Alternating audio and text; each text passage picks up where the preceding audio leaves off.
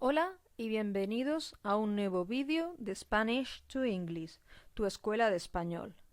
Hoy vamos a practicar las letras M, S y L. Para ello vamos a hacer un dictado. Escucha las palabras y luego escríbelas. Recuerda que puedes parar el vídeo y darle para atrás todas las veces que quieras. Vamos a empezar. Primera palabra. Mamá. Ma, ma. Oso. O, so. Mesa. Me, sa. Lía. Li, a.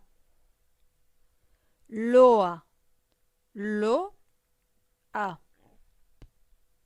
Mami. Ma, mi. Esa. E, sa. Misa. Mi, sa. Leo. Le, o. Lima. Li, ma. Meme. Me, me. S. E, se. Masas. Ma, sas. Mole. Mo, le. Solo.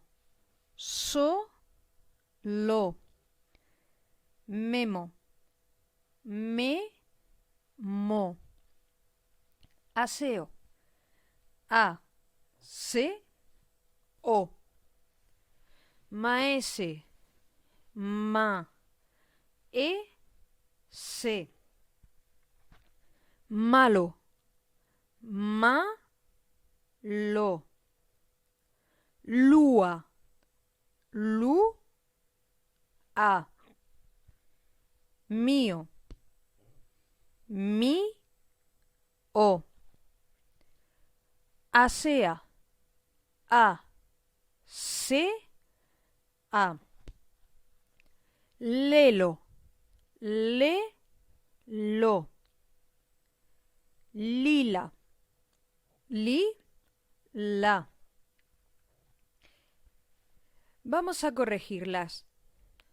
Mamá, oso, mesa, lía, loa, mami, esa, misa, leo. Lima, meme, ese, masas, mole, solo, memo, aseo, maese. Malo, lua, mío, sea, lelo, lila.